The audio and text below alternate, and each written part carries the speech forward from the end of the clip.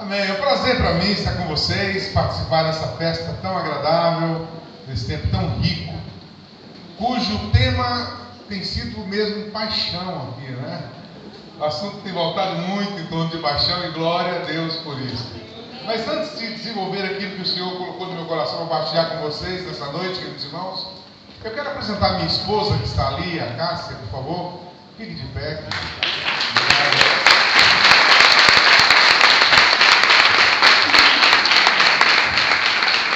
Nós estamos casados há 29 anos, fará no próximo ano 30 anos. Ô, glória! Começamos cedo, 5 anos.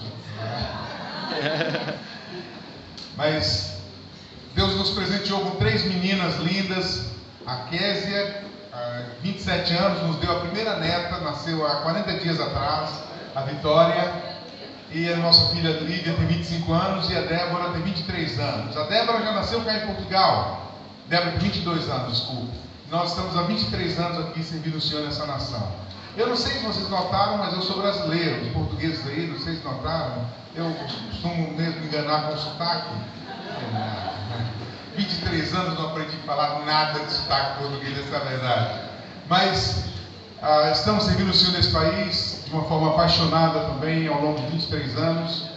Embora nos últimos 3 anos especificamente, tenhamos estado muito envolvidos em África. Eu coordeno um trabalho também em São Tomé e Príncipe, na África. Trabalho com uma organização missionária chamada Jovens com a Missão. E sou missionário nessa organização já há 33 anos. E aqui em Portugal, há 23 anos, implantamos a missão aqui em Portugal para os espanhóis de Juventude com a Missão. Não sei se conhecem aí em Espanha, mas estamos lá servindo o Senhor em várias cidades também de Espanha. É uma missão que nasceu há 50 anos atrás, mais ou menos, e tem servido o Senhor em muitas nações do mundo, na verdade, em todas as nações do mundo, para a sua glória.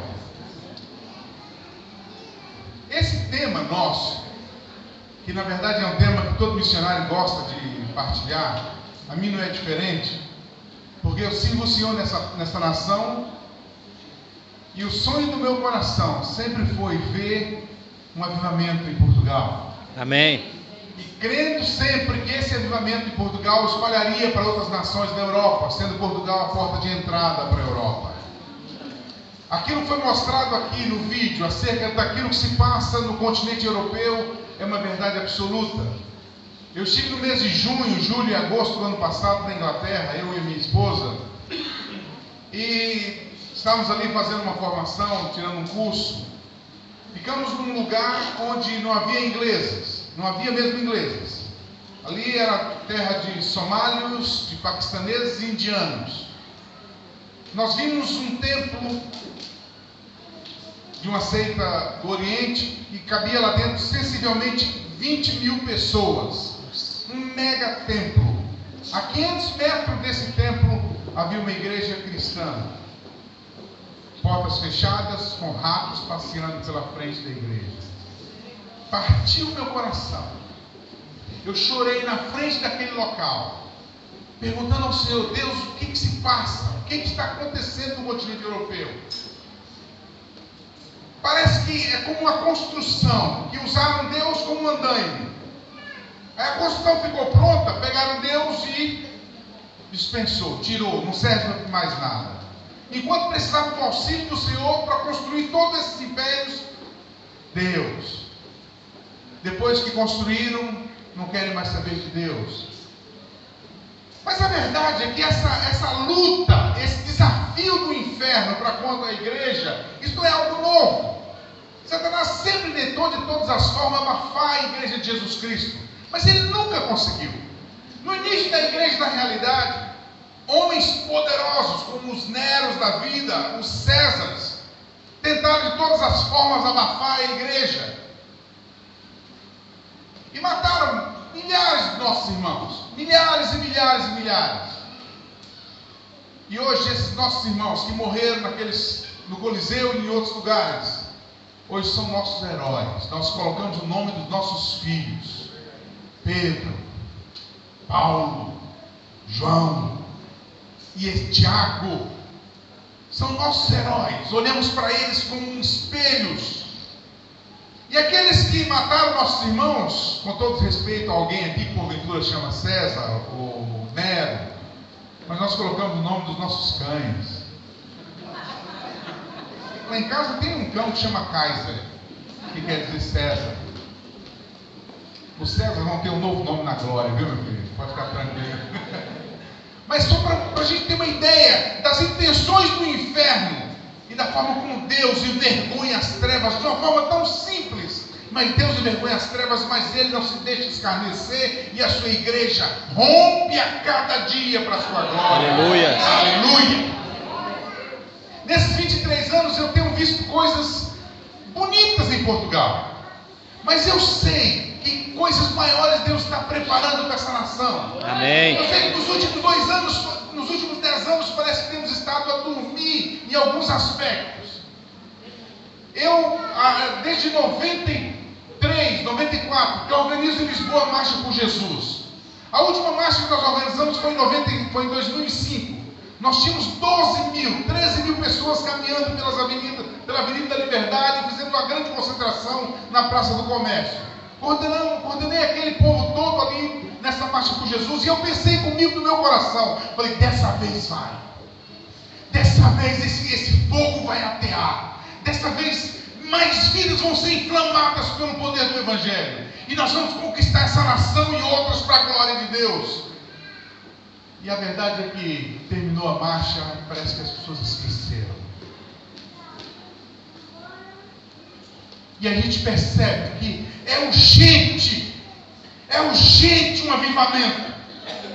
A igreja precisa disso. Mas o que é na realidade avivamento?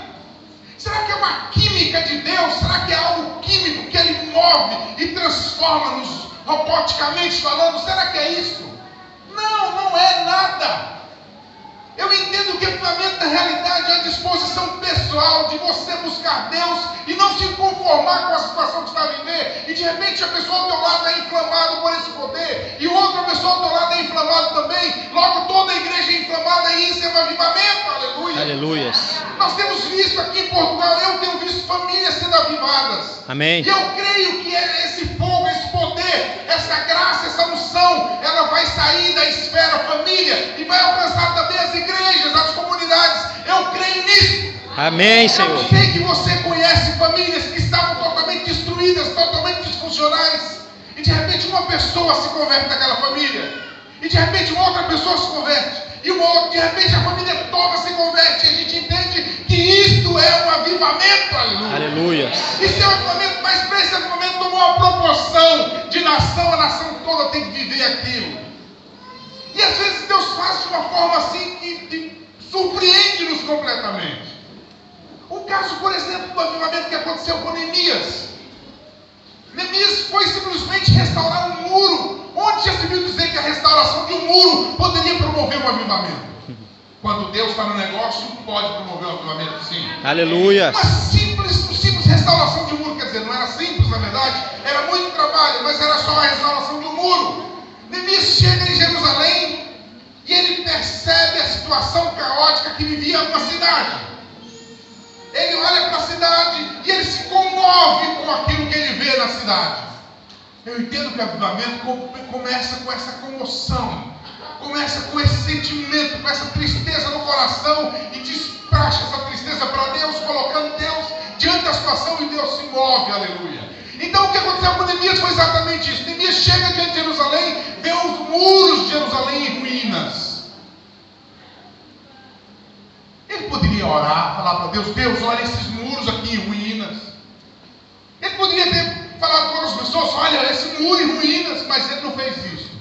Ele colocou no coração o desejo de restaurar aquele muro. Aleluia. E ele começa a trabalhar para a restauração de um muro. E meus queridos, eu tinha observando isso, eu estava na África, quando eu entendi que o avivamento que Neemias promoveu em Jerusalém nos seus dias começou com a restauração de um muro. Então, uma atitude sua, apaixonada, para a glória de Deus, pode fazer uma revolução. E foi o que aconteceu com Neemias. O caso de Ezequias, por exemplo. Ezequias, um jovem de 24 anos de idade, começa a reinar em Judá. Ele pega uma nação totalmente destruída, uma nação totalmente bagunçada, uma nação totalmente falida em todos os níveis, quer seja financeiro, espiritual, moral, uma nação falida.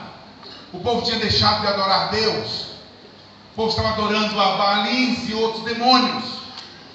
E Neemias, com 24 anos, ele convida o povo a fazer uma aliança com Deus, e o povo aceita a aliança. E ali começa o avivamento naquela nação. Glória a Deus Jesus. muda a sorte de Judá completamente de caos, passa a ser uma nação próspera, liderada por Ezequias, um simples jovem. Então houve muitos avivamentos na história. Aqui na Europa, século XV, XVI, os moravianos, um povo que passou aqui na tela, da República Tcheca, mais ou menos da Alemanha, porque o país de onde eles eram hoje está misturado, as fronteiras foram ligadas. Mas os moravianos eram pessoas simples, pessoas comuns, que simplesmente olharam para a situação da Europa em si, dos seus dias, e eles disseram: nós vamos fazer diferença, e Deus será conosco, porque o plano de Deus não é o caos, o plano de Deus é a transformação e salvação das nações. Aleluia! Deus usou aquele povo profundamente. Então eu entendo que o avivamento ele começa naturalmente com a disposição do nosso coração em fazer diferença. Eu entendo que o avivamento é como se uma chama, uma simples chama de uma pessoa, envolvesse outras, e outras, e outras, e outras, e assim a chama é completa. Eu estava, tempos atrás, lendo um livro, que muitos de vocês já leram esse livro, mas conta a história de um jovem. Na época ele era um jovem, aconteceu na década de 60. Ele era um jovem que estava vendo um telejornal, ele e a esposa. E vendo aquele telejornal, ele começa a ver um caos na cidade de Nova York. Jovens se perdendo, as drogas tomando conta da região, Cruz e o punhal. gangues e mais gangues sendo formadas. E ele olhou para aquilo e falou assim: mas alguma coisa tem que ser feita, alguma coisa tem que mudar. Mas como? No dia seguinte, ele compra uma passagem, fala para a esposa dele: eu estou indo para Nova York. E ele chega em Nova York. E nasce ali o desafio jovem, Teen Challenge. Quem começou esse ministério, como vamos chamar, David Wilson. Amém. E tem restaurado vidas em tantas nações. Um simples desejo no coração de fazer mudança, Deus pega isso e revoluciona. Portugal pode entrar na Europa? Claro que sim. Mas eu e você, nós somos esses instrumentos. Nós somos o instrumento de Deus para ver isso acontecer. Amém. Aleluia. Eu sei que amém, quando nós Senhor. olhamos para a realidade, olhamos para aquilo que se passa por aí, a gente percebe: Deus, será que é possível? Nós cremos nisso no coração, mas será? Deus, é possível isso? Quando olhamos para a Espanha, vocês espanhóis aqui, Deus, é possível esse país ser transformado. Quando vemos, por exemplo, Fátima e toda a sua idolatria, quando vemos toda a estrutura espiritual da Europa, todo o peso espiritual. Eu estive, eu e minha esposa, em Edimburgo, uma cidade lá no norte da Escócia. Igrejas e mais igrejas, pelo menos 6 igrejas nós vimos ali, que era igreja antigamente, hoje são museus e centros educativos e coisas parecidas. E olhamos para aquilo e pensamos: Deus, é possível voltar à vida. É possível isso se reacender. Nosso irmão John Wesley, ele foi levantado na Inglaterra, 3 séculos atrás mais ou menos. Deus moveu aquele homem de uma maneira poderosa. Deus moveu, agiu através dele, e coisas grandiosíssimas aconteceram na Inglaterra, ao ponto dos governantes crerem que a grande mudança na economia da Inglaterra, John Wesley é culpado dela. E hoje o caos aproxima daquele povo. É possível reacender isso. É possível voltar à vida. É possível alterar esse quadro. Quem tem a resposta? Quem é que tem a resposta real? Eu sei que quando nós olhamos para as situações e para as nossas capacidades, nós percebemos que está complicado. Aí nós temos que ir para a palavra. Aí nós temos que ir para a palavra. Como Davi disse: eleva os meus olhos para os montes. De onde é que virá o meu socorro? Meu socorro vem do Senhor. Então vamos para a palavra. Aleluia. Quando nada te mostra a saída, quando você não consegue ver realmente aquilo que você espera, vai para a palavra, que a palavra ela é clara. E eu quero convidar vocês, no nome de Jesus, a de pé lermos o livro de Ezequiel, no capítulo 37, por favor. Aleluia, Senhor. Convido a igreja a ficar de pé, por gentileza, para a leitura da palavra de Deus. Ezequiel, capítulo 37.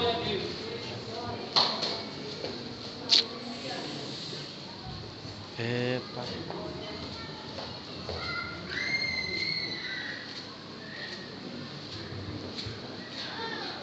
Ezequiel, capítulo 37. Versículos 1 até o versículo 10. Eu gostaria de convidar você a acompanhar a minha leitura, por favor. Diz assim a palavra de Deus. E, irmãos, eu prometo não ser muito longo, mais 10 minutinhos e amém, ficamos por aí. Veja o que diz a palavra do Senhor. Veio sobre mim a mão do Senhor, e Ele me levou pelo Espírito do Senhor e me deixou no meio de um vale que estava cheio de ossos. E me fez andar ao redor deles, eram muito numerosos na superfície do vale e estavam sequíssimos. Então me perguntou: filho do homem, acaso poderão reviver estes ossos? Respondi: Senhor Deus, tu sabes. Disse-me ele: profetiza estes ossos e diz-lhes: ossos secos, ouve a palavra do Senhor. Assim diz o Senhor Deus a estes ossos: eis que farei entrar o Espírito em vós e vivereis. Porém tendões sobre vós, farei crescer carne sobre vós, e sobre vós estenderei pele, e porei em vós o Espírito, e vivereis e sabereis que eu sou o Senhor. Então profetizei segundo me fora ordenado. Repete comigo essa frase, queridos. Então profetizei segundo me fora ordenado. Então profetizei segundo que fora ordenado. Amém. Enquanto eu profetizava, houve um ruído, um barulho de ossos que batia contra ossos, e se ajuntavam cada osso ao seu osso. Olhei e eis que havia tendões sobre eles, e cresceram as carnes, e se estendeu pele sobre eles, mas não havia neles o Espírito. Então ele me disse: profetiza ao Espírito, profetiza ao Filho do Homem, e diz-lhe: assim diz o Senhor Deus: vem dos quatro ventos, ó Espírito, e assopra sobre esses mortos, para que vivam. Profetizei como ele me ordenara. Repete comigo: profetizei como ele me ordenara. Mais uma vez, por favor. Profetizei como ele me ordenara. E o Espírito entrou neles, e viveram, e se puseram em pé o Espírito sobre modo numeroso. Aleluia. Nós te exaltamos, Senhor, pela tua palavra. Oramos ao Senhor nessa noite, pedindo que o Senhor continue a mover nosso meio. Senhor. Use minha simples vida como um canal para abençoar o teu povo nesse lugar. E a honra damos a ti, Jesus Cristo, que o Senhor merece. Amém. Poder sentar, irmãos. Aleluia. O profeta Ezequiel tem uma conversa com Deus. Deus, a Bíblia diz que o Senhor pega Ezequiel e leva ele a um vale. Eu quero que você sintonize aqui comigo, por favor, para você entender aquilo que o Senhor quer trazer para nós nessa noite, nesse lugar.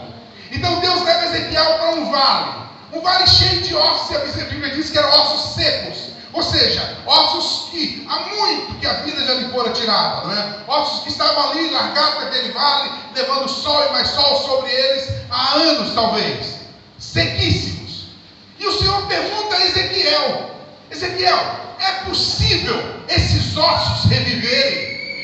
Essa é a pergunta que Deus faz a nós hoje, em 2015 aqui em Portugal. É possível a vida, é possível o avivamento, é possível a transformação, é possível alcançar toda essa nação, é possível mudar a Europa, é possível acabar e realmente, é possível que esse evangelho do reino espalhe por todos os lugares, conforme a Bíblia diz. É possível? Então essa é a pergunta que Deus faz a Ezequiel.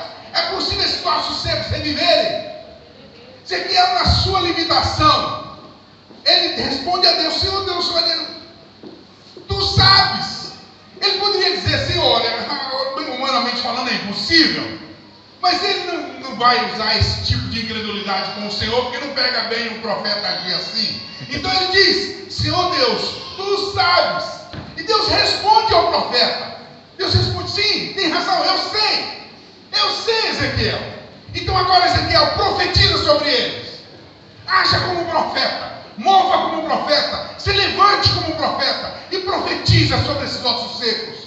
E a Bíblia diz que Ezequiel profetizou como lhe fora ordenado. Aleluia. Aleluia. E as coisas começaram a acontecer mediante uma palavra profética, uma direção de Deus de uma palavra profética, e as coisas começaram a se alterar. E eu entendo que é isso que eu e você, nesses dias conturbados que vivemos, nos levantar como profetas de Deus, agir como profeta de Deus, proferir a palavra de Deus em qualquer situação. E a Bíblia diz que Deus move segundo a palavra dos seus servos. Aleluia. Aleluia. Amém. Nós vemos nesse texto. No livro de Josué, no capítulo 1, do versículo 1 até o versículo 5, tem uma conversa muito interessante ali de Josué e Deus.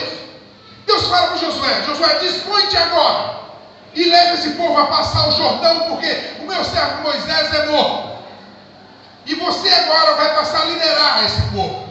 E Deus começa a falar para Josué das promessas que ele havia feito a Moisés. Embora Josué já conhecia essas promessas, mas Deus revela a Josué as promessas para que Josué não vivesse das promessas feitas a Moisés. Porque ele precisava ele mesmo ter sua própria intimidade com Deus. Sim. A sua própria experiência com Deus. E Deus fala para ele: olha, todo lugar que você pisar a planta do seu pé, Josué, eu te darei como eu prometi a Moisés. Aí o versículo 5 de Josué capítulo 1, Deus fala para Josué: todo lugar que pisar a planta do seu pé, eu te darei. Ninguém te resistirá todos os dias da sua vida. Como eu fui com Moisés, eu serei contigo. Não te deixarei, nem te desampararei. Queridos, eu entendo que essa palavra de primeira mão foi dada a Josué. Mas esse livro aqui não foi escrito por causa de Josué. Esse livro foi escrito por minha causa, pela tua causa. Foi escrito por causa da igreja de Jesus Cristo. E essa é a palavra para mim e para você: que ninguém nos resistirá todos os dias da sua vida. Não há demônios, não há fortaleza, não há império que resistirá à igreja de Jesus Cristo. Amém. Eu e você fazemos parte.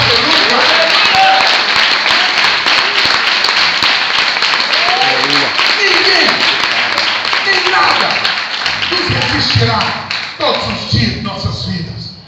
Mas nós sabemos, como diz lá em Mateus capítulo 16, versículos 13 em diante, naquela conversa entre Jesus e os discípulos, Jesus pergunta aos discípulos: o que eles dizem aí fora a meu respeito, que eu sou? E aí os discípulos disseram: ó Senhor, uns dizem que o Senhor é Elias, outros dizem que o Senhor é Jeremias, outros dizem que o Senhor é algum dos profetas. Mas os discípulos também ali omitiram algumas coisas, porque alguns diziam que Jesus era comelão, que Jesus era beberrão e assim por diante. Mas eles ocultaram isso. Disseram: olha, uns dizem que o Senhor é Jeremias, João Batista e tal. E Jesus ali naquele diálogo, ele despreza de certa forma aquilo que os outros pensam sobre ele. E ele vem para os seus discípulos e pergunta: para vocês, quem eu sou? Porque não importa aquilo que os homens aí fora pensam sobre Jesus, não importa aquilo que os filósofos falam sobre Jesus, não importa aquilo que os demais aí fora pensam sobre ele ou dizem sobre ele. Uns falam que Jesus não existiu, outros falam isso, outros falam aquilo. Não importa o que os outros falam. Jesus quer saber o que os seus filhos pensam sobre ele. Quem é Jesus para você? O que ele representa para você? Foi essa pergunta que Jesus Cristo fez aos discípulos. E Pedro se levanta naquele instante e diz: tu és o Cristo, Filho do Deus vivo. Pela primeira vez na história, essa palavra foi proferida. Tu és o Cristo, Filho do Deus vivo. No texto a gente percebe que Jesus se emociona. E ele diz: bem-aventurado és tu, Simão Barjonas, porque não foi carne e sangue que tu revelaram, mas meu Pai que está no céu. Também eu te digo que tu és Pedro, mas sobre essa pedra, sobre essa revelação, sobre quem sabe quem eu sou, sobre isso eu edificarei a minha igreja, e os portões do inferno não prevalecerão contra ela. Aleluia! Glória a Deus! Salomão pentecostal. Aleluia! Glória a Deus! Aleluia! Amém. Mas os portões do inferno, desde que a igreja foi levantada, tem tentado destruí-la. E nós sabemos que, infelizmente, atrás dos portões do inferno estão milhares de pessoas, amigos nossos, parentes, pessoas que nós amamos. Pessoas que nós amamos atrás dos portões do inferno. Cidades, bairros, escolas, atrás dos portões do inferno. O que fazer? O que nós podemos fazer? Profetiza, filho meu. Profetiza, filho meu. Pode por acaso esses ossos reviverem? Senhor, tu sabes. Então profetiza, filho meu. Se levante como profeta. Se mova como profeta, creia como profeta, haja como profeta. Você foi lavado e remido no sangue de Jesus Cristo. Você faz parte da igreja vitoriosa. Por isso se levante e clame como profeta no nome de Jesus. E a Bíblia diz que os portões do inferno não prevalecerão. Essas pessoas não ficarão para sempre atrás dos portões do inferno, porque alguém está lutando contra os portões do inferno. E quando é assim, os portões do inferno têm que ceder, têm que recuar. No nome de Jesus. Amém. Meus queridos, eu não estou falando isso apenas para vos animar. Isso é a palavra de Deus para mim, para você, para nós. Não há uma outra forma de estar no Evangelho. Não há uma outra forma de estar. Ou eu ajo como um profeta, como alguém que foi livre, liberto das garras de Satanás, e me levanto como um soldado para resgatar vidas lá do inferno, ou eu serei tragado. Não há conversa. Essa é a verdade. Ou eu faço parte da igreja, ou faço parte do mundo. Não há meio termo. Ou eu sou quente, ou sou frio, porque morno o Senhor não aceita. Não há meio termo. E nesses últimos dias, então, queridos, a definição é mais clara ainda. Ou eu me levanto como igreja, como diz o ditado no Brasil, ou vou virar a bolsa de madame. E diz que crocodilo que vacila, né, vira bolsa de madame. Deixa eu te contar uma coisa.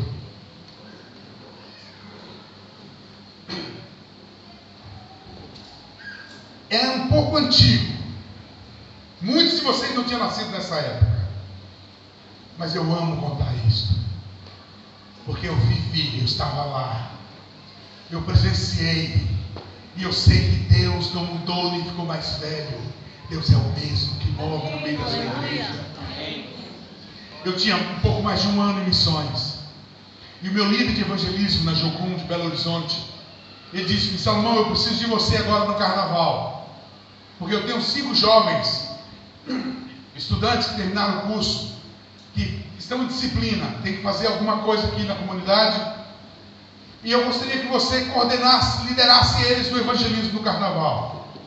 Eu disse para o meu líder, eu falei: olha, nesse carnaval eu vou estar com minha família, vou estar com minha sogra, coisa assim, vou estar com minha namorada, né? Não era casado ainda. Ele disse: não vai nada, eu vou precisar de você vai sair para liderar esses 5 jovens e eu vou colocar mais uns 4 na equipe. Então vai ser uma equipe de umas 10 pessoas e eu quero que você saia para liderar eles durante as noites de carnaval e evangelismo. Eu relutei um bocado, mas aceitei.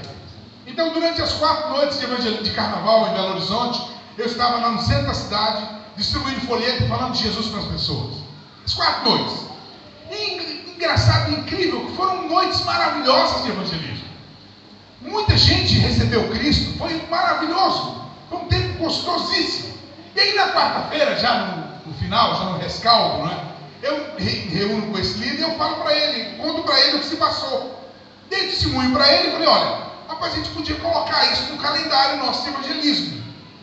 E o ano que vem, quem sabe, a gente pode mobilizar mais gente e levar para a rua, fazer o evangelismo durante as noites de carnaval. Ele gostou da ideia e disse para mim: então faz isso, próximo, você me lembra. Eu falei: tá bem.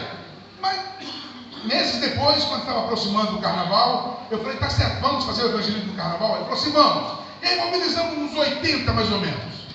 Aí eram uns 80 jovens nas ruas, falando de Jesus para as pessoas, durante as 4 noites de carnaval. No ano seguinte, já éramos uns 300. No outro ano, já éramos 1000.